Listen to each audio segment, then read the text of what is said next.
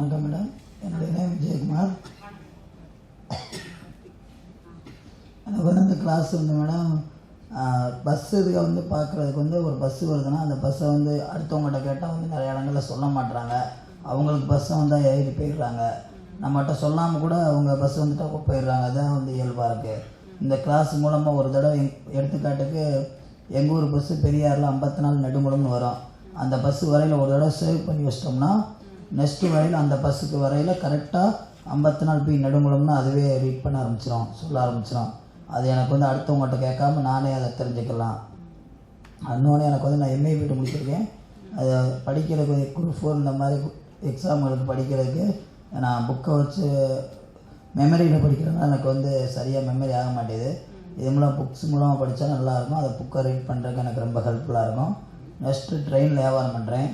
ட்ரெயினில் வியாபாரம் பண்ணுறதுக்கு எனக்கு ரொம்ப ஹெல்ப்பாக இருக்கும், நடக்கிறதுக்கு.